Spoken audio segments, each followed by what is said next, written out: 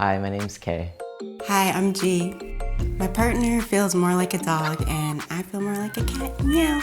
Today, I'm gonna try drinking from a dog bowl for the first time. Kay, come get your water. You look so cute. I feel like we've really been judged throughout our relationship on a lot of different things, the way we live our life. We have had death wishes against us. You know, people think we live a wild life, but it's just normal to me. My sister Mia has sent us a letter to tell us how she feels about our relationship.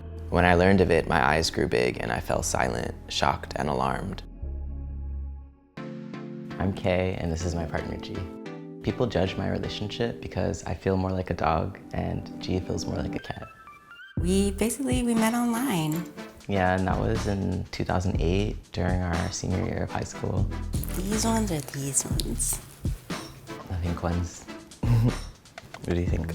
Furry or leather fluffy? Well, I love the furry ones, you know. Well, you made them both, so. I made them both. G sent me a friend request and I liked some pictures and was like, I like your hat. So I guess I said something first. I started socially transitioning when I was 21, changing my name and asking people to call me by different pronouns. But physically, I started transitioning in 2018. You thirsty, Kay? You ready for some water? Today, I'm gonna try drinking from a dog bowl for the first time.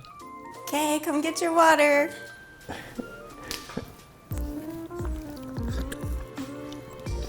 That was really fun. I definitely felt very doggy. I saw my reflection in the bowl, it was unexpected. Definitely made me feel more in touch with my dog identity. Definitely gonna be using the bowl again. You look so cute. Cute pup. The first year we were together, we bought a collar and leash. I guess that was kind of the first time that I started to feel sort of like a dog. I love taking photos of each other and together. It really just helps me be grounded in my element.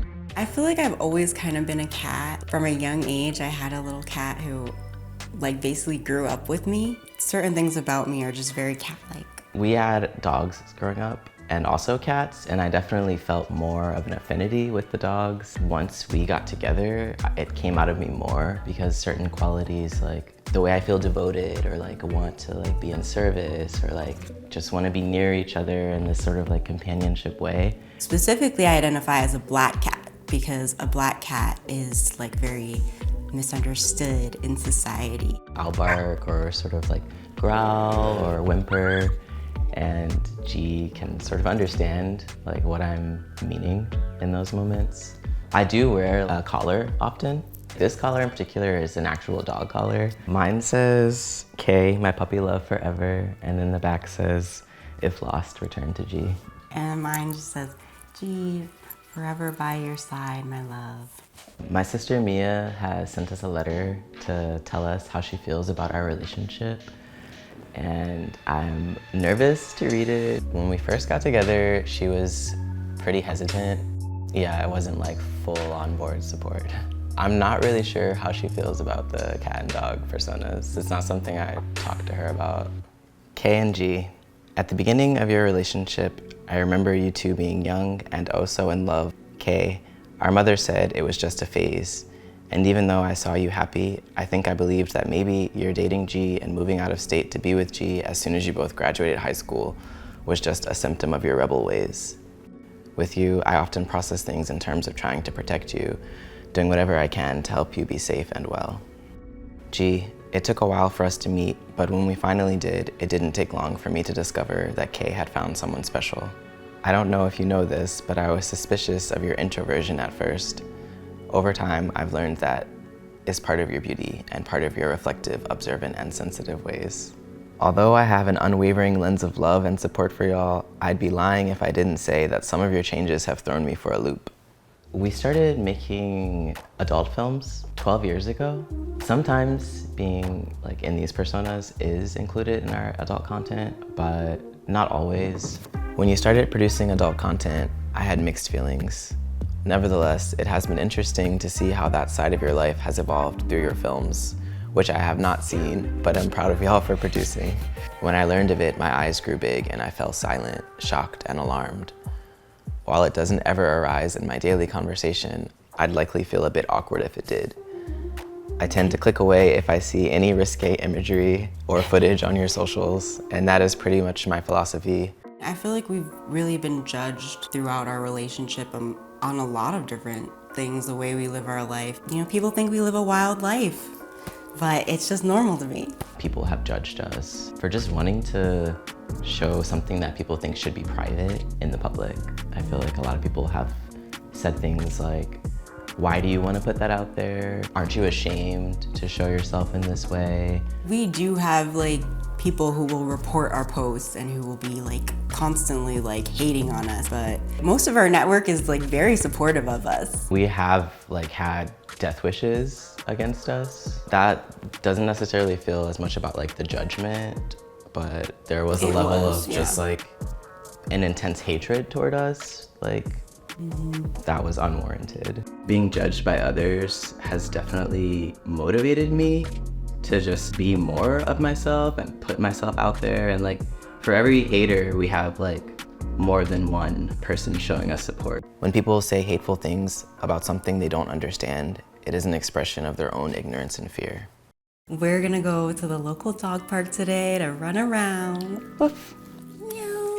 When we've gone for walks, and that's like without the ears, without the mask, just the leash, we've definitely gotten people staring at us. I remember one time a family with a baby in a stroller like shielded their child's eyes from looking at us.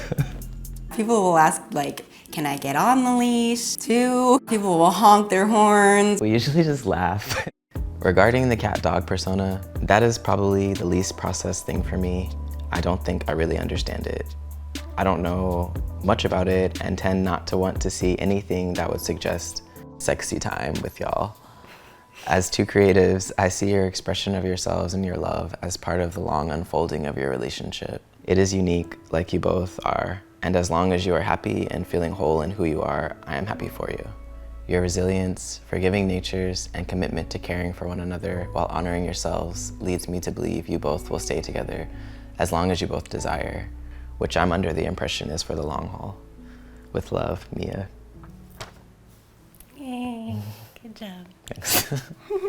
It definitely made me feel emotional. It's really touching to like receive these words. It's beautiful to reflect on like, not just how like much we've grown, but like how much also she's grown. I feel like really like touched, you know? She's so sweet and like, it just felt good to be like seen and just like held.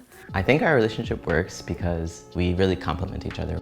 What I love most about G is how G is just creative and passionate. There's a certain level of like confidence and just like determination that I just really respect. What I love about Kay is I can be myself with you, that you also just make other people feel comfortable to be themselves. I think that that's a superpower for sure. And you're a healer. You help to heal me. You help to heal the world. It's so needed. What I would say to people who judge our relationship is focus on your own self. If you're gonna focus on me, then that's fine. You can be a hater. Like, I welcome it, you know, but all I'm doing is spreading love. And I would just hope that you would do the same. Like, just try to spread love instead of being hateful. And just be yourself, because that's really it.